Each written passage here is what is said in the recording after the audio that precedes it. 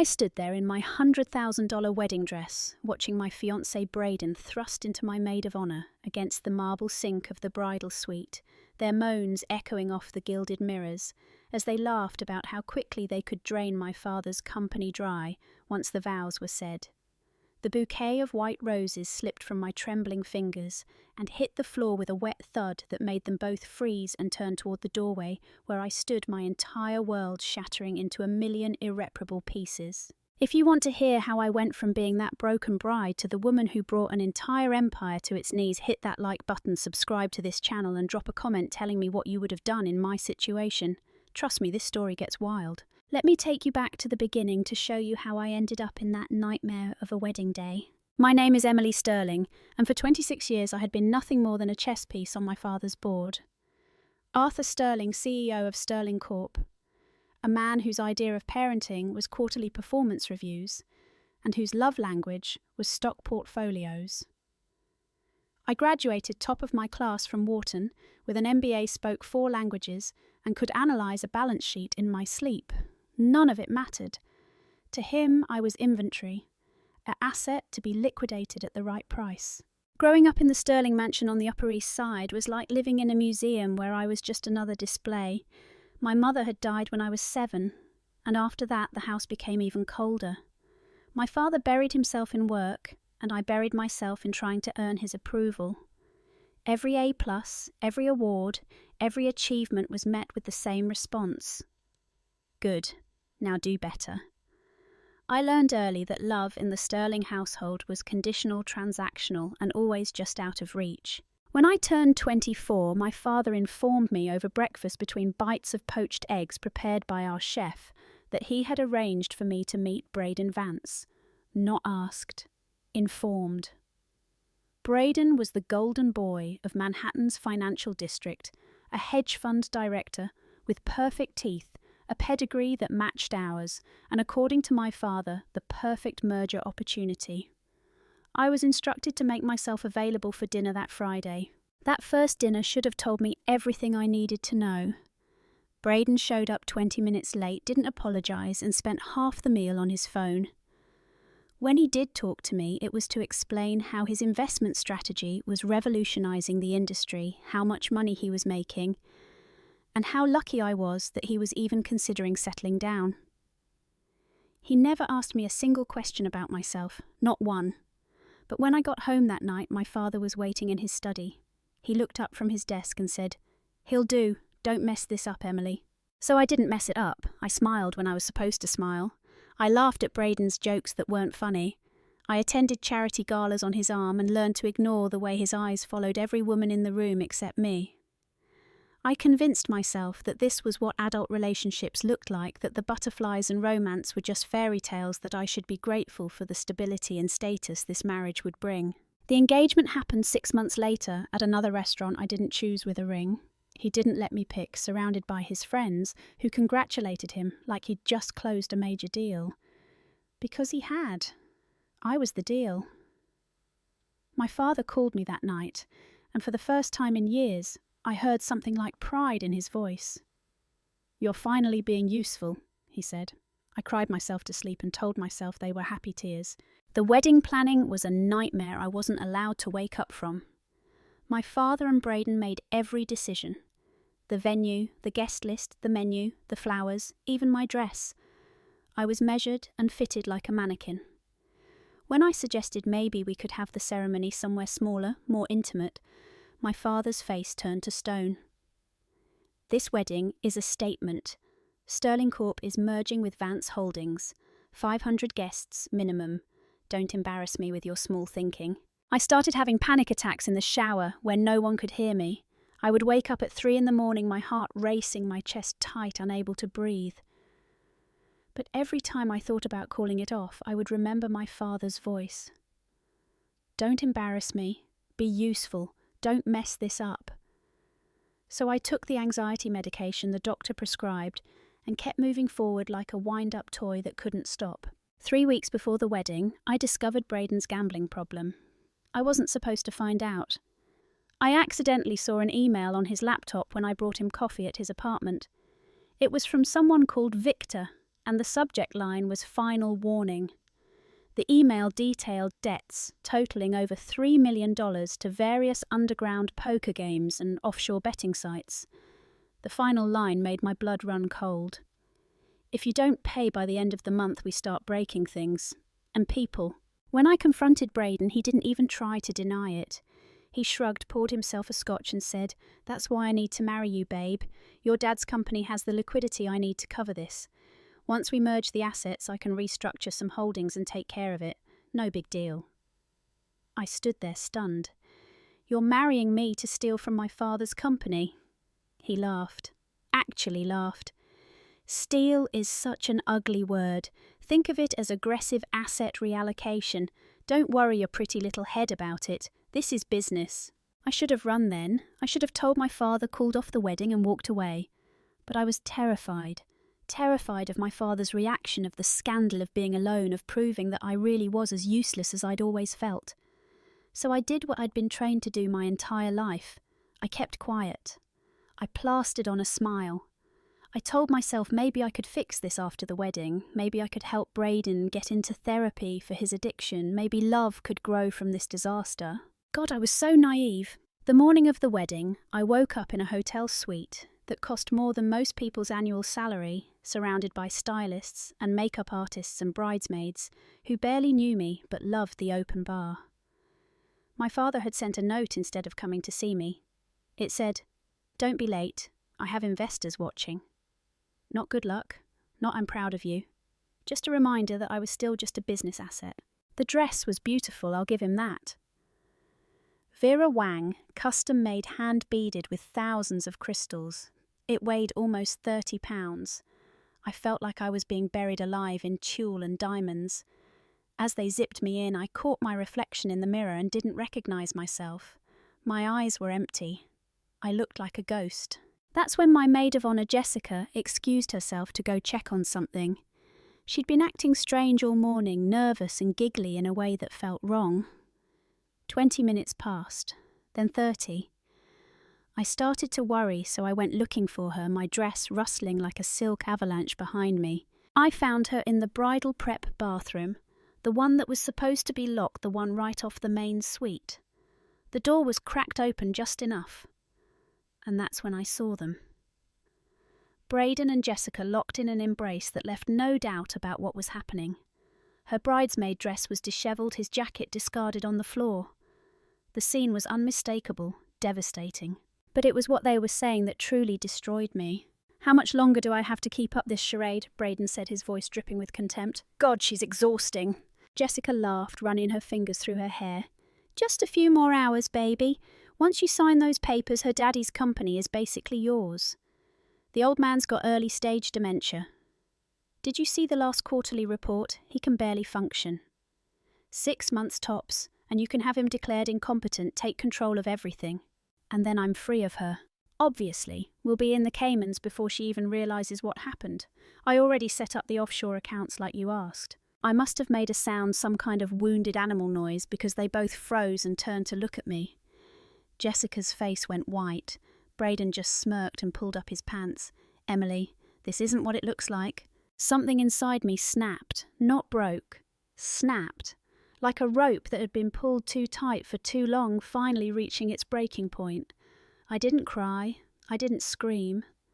I walked back into the main suite, picked up the 5-carat engagement ring he'd given me, the one that was supposed to symbolise our future, and I walked straight into the ballroom where 500 guests were already seated. The wedding planner saw me coming and tried to stop me. "Miss Sterling, the ceremony hasn't started. You can't just—" I pushed past her. My father was standing near the altar talking to some investors, probably closing deals while waiting for his daughter to be sold off.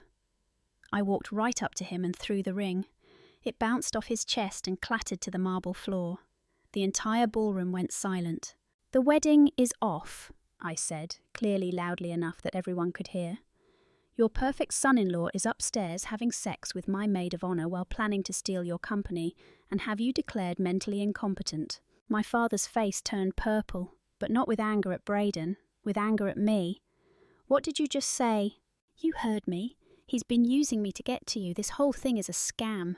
I waited for him to hug me, to thank me for exposing the truth, to protect me like a father should. Instead, he raised his hand and slapped me across the face so hard I tasted blood. The sound echoed through the ballroom like a gunshot. Women gasped.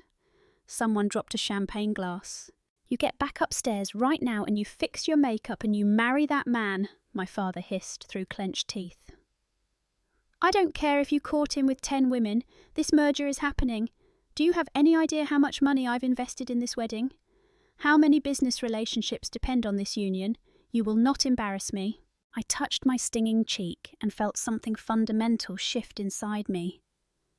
I looked at this man who had raised me, who was supposed to love me, and I realised with horrible clarity that he never had. I was just an asset, always had been, and I was done. "No," I said simply. "What did you say to me?" I said no, I'm not marrying him, I'm not your pawn anymore, I'm done. My father grabbed my arm hard enough to bruise. "If you walk out that door, you are dead to me. Do you understand? I will cut you off completely. You'll have nothing." "Good," I said, and I meant it. Nothing is better than this. I ripped my arm away from him and started walking toward the exit. That's when Braden appeared, looking dishevelled but composed, with Jessica trailing behind him, looking terrified. "Emily, sweetheart, I think you're having a panic attack. Let's get you some water and talk about this privately." The gaslighting was so blatant, so insulting, that I actually laughed. "I'm not crazy, Braden. I know exactly what I saw. I know about Victor and your gambling debts. I know about the offshore accounts. I know everything." His mask finally slipped. His face went cold, calculating. "You can't prove any of that. And who's going to believe you, a hysterical bride having a breakdown on her wedding day? Your own father just slapped you in front of everyone. You think anyone in this room respects you?" He was right. I could see it in their faces. Pity mixed with judgment, mixed with schadenfreude. The poor Sterling girl, always so desperate for approval, finally cracking under the pressure. Not a single person in that room was on my side. Except one. The main doors burst open and a beat-up pickup truck came roaring into the lobby, outside, the ballroom horn blaring. Jack O'Connor, the mechanic from Rusty's garage in the Bronx, jumped out of the driver's seat. He was wearing his usual oil-stained coveralls and work boots, completely out of place in the 5-star hotel. I'd called him 2 hours earlier in a panic, back when I still thought I might go through with the wedding, asking if he could be my backup getaway driver as a joke. I didn't think he'd actually come. "Emily," he shouted, "your chariot awaits." My father's face went apoplectic. "Who the hell is that security? Get that trash out of here." But I was already running or trying to run in my 30-pound dress. Jack met me halfway, and without a word he pulled a pocket knife from his coveralls and started cutting away the bottom layers of tulle so I could move. "I got you," he said simply. "Let's go." Security guards were closing in. My father was screaming. Braden was on his phone, probably calling his lawyer. Guests were recording everything on their phones. I didn't care about any of it. I grabbed Jack's hand and we ran for the truck. He practically threw me into the passenger seat dress, and all jumped behind the wheel, and we peeled out of there, leaving behind 500 shocked guests, a ballroom full of flowers, and the shell of the person I used to be. As we drove through Manhattan, weaving through traffic, I started laughing. Not hysterical laughter, real genuine free laughter. Jack looked over at me like I'd lost my mind. "You okay?" "I just blew up my entire life," I said, still laughing. "I have no money, no home, nowhere to go, and I just committed social suicide in front of the entire Manhattan elite. And I feel amazing." He grinned. "That's the spirit. You can crash at my place until you figure things out. I've got a spare room above the garage. It's not much, but it's clean and it's free." That night I slept on a lumpy mattress in a tiny room that smelled like motor oil, and coffee wrapped in an old quilt that had definitely seen better days. It was the best sleep I'd had in years. The next morning I woke up to my phone exploding with notifications. My father had gone on television, on actual live television, and publicly disowned me. "She is no longer my daughter," he said into the cameras, his face perfectly composed. "She has betrayed this family and embarrassed herself beyond redemption. Effective immediately, Emily Sterling has been removed from all Sterling Corp assets and accounts." I checked my bank account, 0. My credit cards, all declined. He'd actually done it. He'd cut me off completely. Then I started getting emails, rejection after rejection from every job I'd applied to. I'd sent out dozens of applications the night before, thinking I could at least get an entry-level position somewhere with my MBA. But every single response was the same. We regret to inform you that we are pursuing other candidates. Some were more honest. One HR manager I'd known from networking events sent me a personal note. Emily, I'm sorry, but your father has made it clear that any company that hires you will lose Sterling Corp as a client. No one in New York can afford to touch you. You're blacklisted. I sat on that lumpy mattress in Jack's spare room, and for the first time since the wedding, I cried. Not delicate tears, ugly, gasping sobs that came from somewhere deep and primal. I'd lost everything. My family, my money, my career prospects, my entire social circle. Everyone I thought I knew had chosen my father over me. I was truly alone. Jack knocked on the door. I brought coffee and donuts, the gas station kind, but they're still good. I wiped my face and let him in.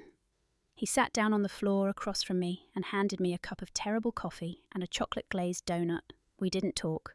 We just sat there, and somehow that was exactly what I needed. Over the next few weeks, I learned what it meant to actually be poor. Not, I can't buy the designer bag I want, poor. Real poor. I learned to take the subway instead of cabs. I learned to shop at discount grocery stores and cook my own meals instead of ordering delivery. I learned to wear the same 3 outfits I'd managed to salvage from my apartment before my father changed the locks. Jack refused to let me pay rent, said I could work it off by helping out at the garage, so I learnt to answer phones and manage his incredibly disorganised appointment calendar. The garage was in a rough part of the Bronx, the kind of place I'd never visited in my entire privileged life. The building was old, the paint was peeling, and half the equipment looked like it was held together with duct tape and prayer. But there was something real about it. The customers were honest working-class people who needed their cars fixed so they could get to work, get their kids to school, survive. And Jack treated every single one of them with respect and fairness. I started to see who Jack really was. He was patient with elderly customers who couldn't afford full repairs, often doing extra work for free, and telling them the parts were already paid for from the last job. He hired teenagers from the neighbourhood and taught them real skills instead of letting them fall into gangs. He knew everyone's names, asked about their families, remembered details about their lives. He was kind in a way I'd never experienced before.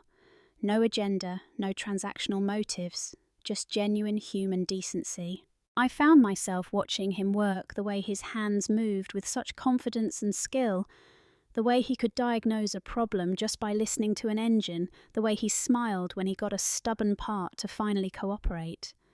He'd roll out from under a car grease smeared across his face and make some terrible joke that would make me groan and laugh at the same time. One afternoon, about a month after I'd moved in, I was organising the office when I found old photos tucked into a drawer. Jack as a kid, standing next to a man who looked just like him, both of them covered in grease and grinning in front of this same garage. "That's my dad," Jack said from behind me. I hadn't heard him come in.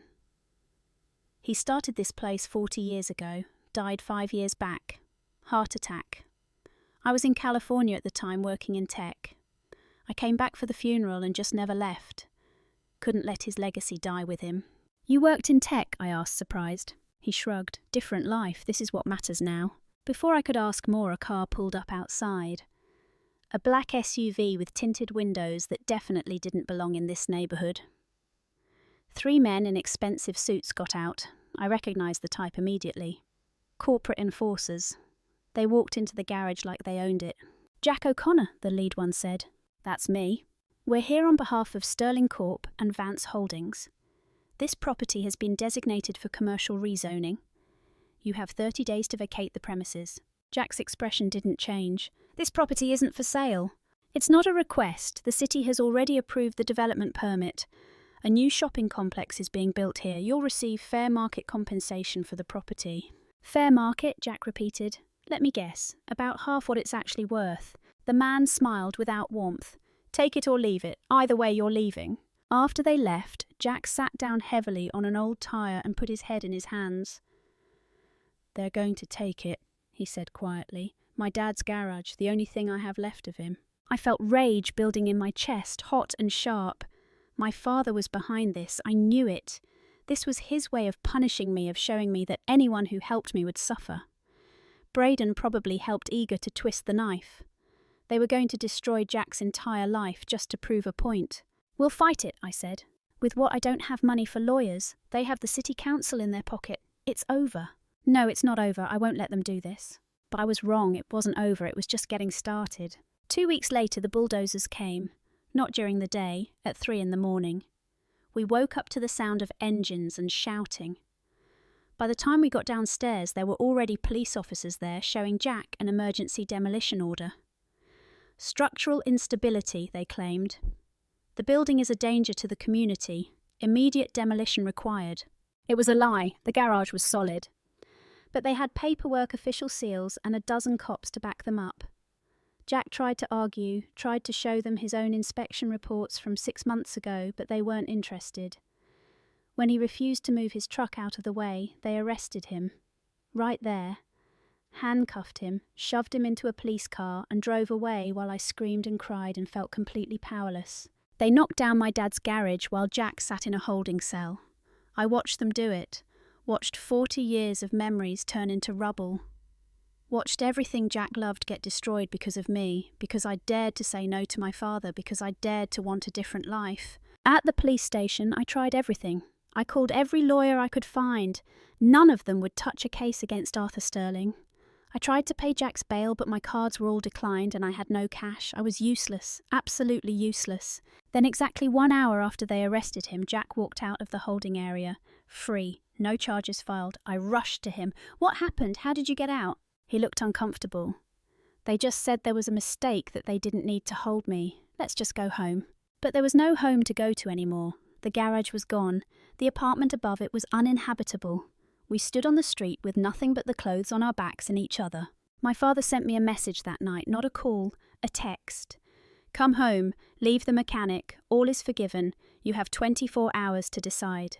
I stared at that message for a long time. Part of me wanted to go back. The scared, broken part that had been trained to obey, to please, to sacrifice myself for scraps of approval. It would be so easy to just give up, to crawl back and let them win. I looked at Jack, who'd lost everything because of me, but hadn't once blamed me for it. Who'd opened his home to a stranger and asked for nothing in return. Who represented everything my father despised. Kindness, integrity, actual human decency. I deleted the message. "We're going to fight back," I told Jack. "I don't know how yet, but we're going to make them pay for this." He looked at me with something like wonder. "You're not going back to him?" "Never. He's not my father anymore. I'd rather be homeless than be his puppet." Jack pulled me into a hug and I let myself cry into his shoulder, let myself feel every ounce of rage and grief and terror and determination that was burning through me. When I finally pulled back, I saw something in his eyes I couldn't quite read. Respect, maybe, or something deeper. The next few weeks were brutal. We found a cheap motel in Queens that rented by the week. I got a job waiting tables at a diner, working double shifts to help pay for the room. Jack did odd jobs fixing cars out of parking lots for cash. We were surviving barely, but we were doing it on our own terms. I tried one more time to find a real job. I put on my last remaining professional outfit and went to 15 interviews in one day. Every single one rejected me on the spot. At the last one, the hiring manager actually laughed at my resume. Emily Sterling, Arthur Sterling's daughter. The one who had the public meltdown at her wedding. "Yeah, we're not touching you with a 10-foot pole, sweetheart. You're toxic." I walked back to the motel that night and cried until I had no tears left. Jack found me curled up on the bathroom floor. He sat down next to me, handed me a beer and said, "You know what your father's greatest fear is?" "What?" "That you'll be happy without him. That you'll prove you never needed him in the first place. So let's do that. Let's build something better than anything he could ever give you." I wanted to believe him, but I felt so defeated, so worthless, so completely broken. Then everything changed. My father announced a major gala. The Red Gala, celebrating the merger between Sterling Corp and Vance Holdings. 6 weeks away. Black tie. Every major player in New York business would be there. and according to the press release, he would be formally announcing my reconciliation and engagement to Braden. They were going to parade me out like a trained dog, proof that Arthur Sterling always got what he wanted. Except I wasn't going to be there. I'd refused. I'd ignored every message, every call, every threat, until one arrived that I couldn't ignore. A video message from my father. He was sitting in his office, looking older than I remembered. "Emily, I'm giving you one last chance. The gala is in 6 weeks. You will attend. You will apologise to our guests. You will recommit to Braden. Or I will personally ensure that your mechanic friend never works again in any city in America. I will destroy him so completely that he'll wish he never met you. The choice is yours. Save yourself or watch another person you care about lose everything." I showed the video to Jack. "You should go," he said immediately. "What no? Emily, he's threatening to destroy my life. I can't let you sacrifice yourself for me. You don't understand. If I go back, I'm done. I'll never get out again. He'll control me forever. And if you don't, he'll come after me anyway. At least this way you might be safe." We argued for hours, but I knew he was right. My father would destroy Jack if I didn't comply. He'd already proven he was willing to do it, and I couldn't live with that guilt. So I agreed to go to the gala. I called my father's assistant and confirmed my attendance. I could hear the satisfaction in her voice as she took down my information. The night of the gala arrived. A car came to pick me up from the motel. Not the limo I'd grown up with. A simple black sedan. Even my return was transactional, stripped of any pretense of luxury. I wore a dress I'd borrowed from a co-worker at the diner. Nothing like the designer gowns I used to take for granted. My hair was simple, my makeup minimal. I looked like a shell of my former self. The gala was being held at the plaza naturally. As I walked in, I felt every eye turn toward me. The whispers started immediately. "That's her, the runaway bride. I heard she's been working as a waitress. How humiliating. Arthur must be mortified." My father was standing near the stage, surrounded by executives and investors. When he saw me, he excused himself and walked over. For a moment I thought he might hug me. Instead, he gripped my elbow hard enough to hurt and leaned in close. "You clean up decent enough. Braden is waiting for you in the East Room. You'll have a private conversation. You'll agree to resume the engagement, and then we'll make the announcement. Do not deviate from the script.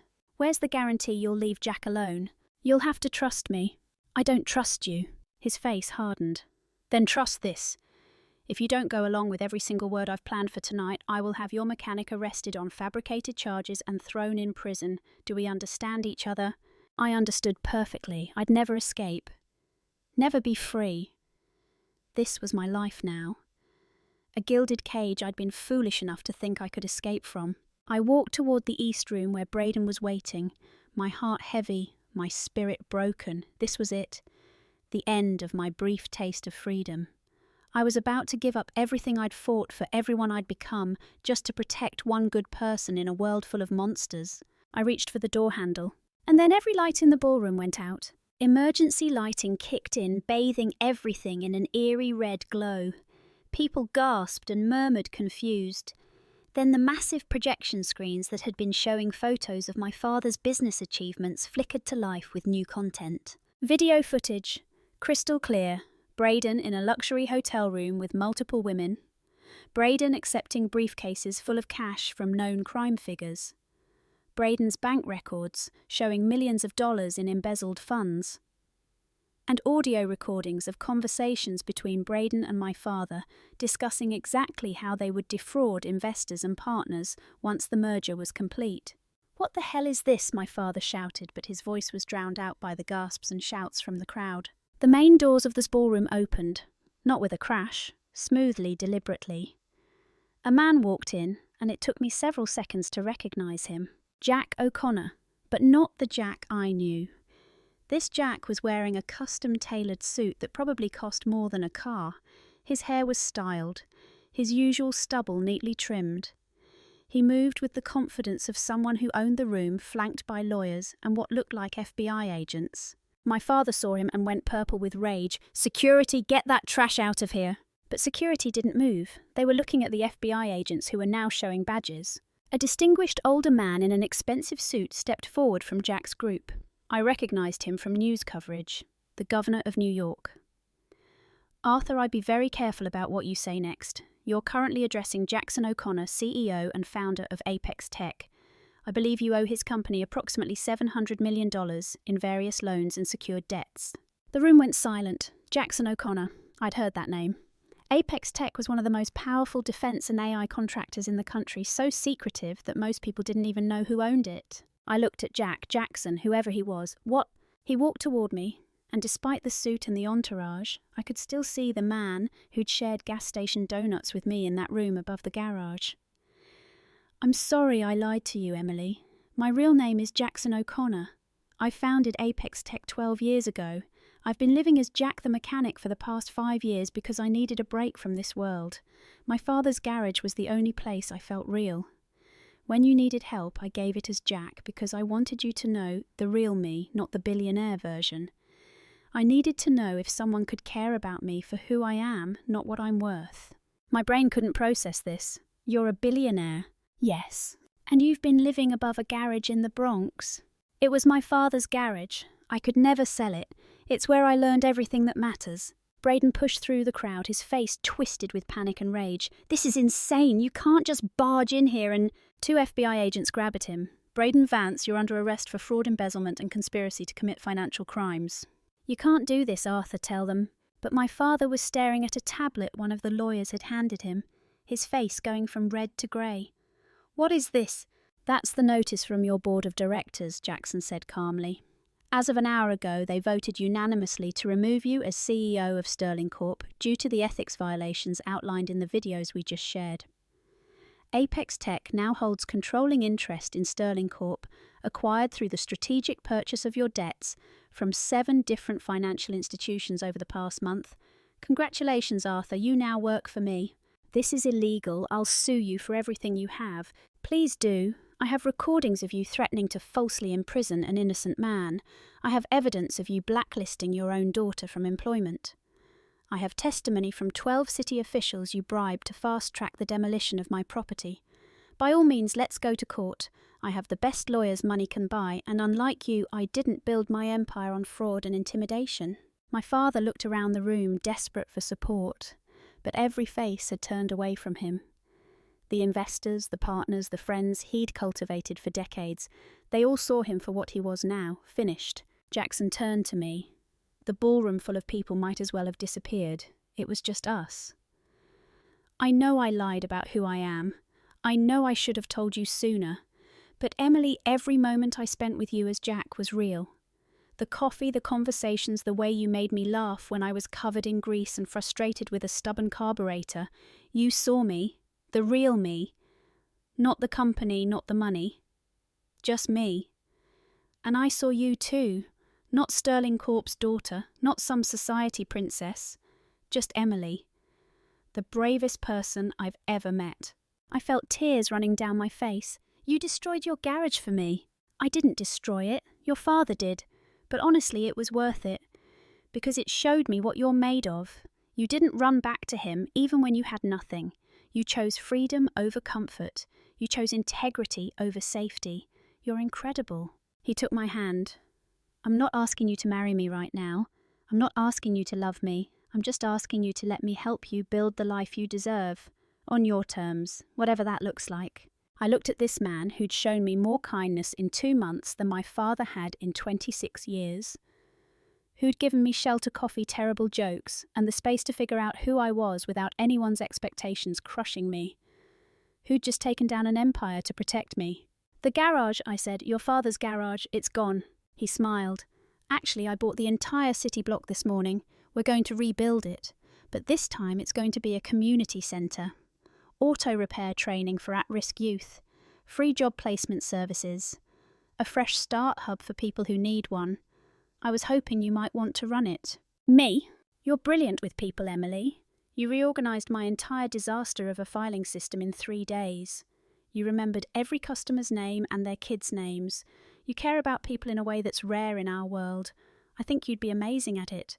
But only if you want to. No pressure, no expectations. Just a job offer from someone who believes in you.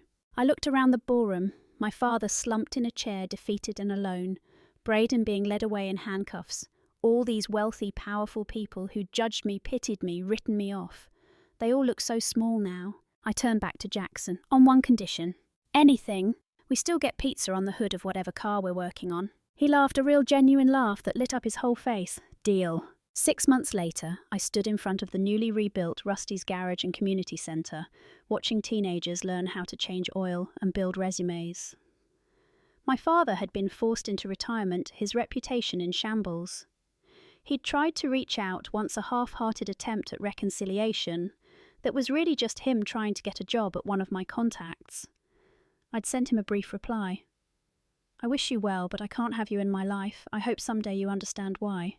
Braden was serving 8 years for fraud. Most of his victims were getting restitution thanks to Apex Tech's legal team. As for me, I was running the community centre, working with people who reminded me every day why I'd fought so hard for my freedom. I still lived, simply, still took the subway, still ate pizza on car hoods with Jackson when we both had time. He'd never pressured me for more than friendship, though I'd caught him looking at me sometimes with an expression that made my heart skip. One evening, we were sitting on the hood of a restored '67 Mustang sharing a pepperoni pizza and watching the sunset over the Bronx. Do you ever regret it, he asked, walking away from all that money and status? I thought about it honestly. Sometimes I miss the security, sometimes I miss not having to worry about money, but I don't miss the person I was. That Emily was suffocating. She was so desperate to be loved that she couldn't see she was never going to get it from people who only valued her as an asset. And now I know what I'm worth, and it has nothing to do with a bank account or a last name. It's about who I choose to be every single day. He smiled and took my hand. For what it's worth, I think you're priceless. We sat there as the sun set, two people who'd both learned that the most valuable things in life are the ones you can't buy. Freedom, integrity, the courage to walk away from toxicity even when it costs you everything, and maybe, just maybe, love that sees you for who you really are. Here's what I learnt from burning my entire life down and building it back up from nothing. Your worth is not determined by the people who refuse to see it. The people who treat you as disposable, who manipulate you, who use your love as a weapon against you, they don't deserve a place in your life no matter who they are.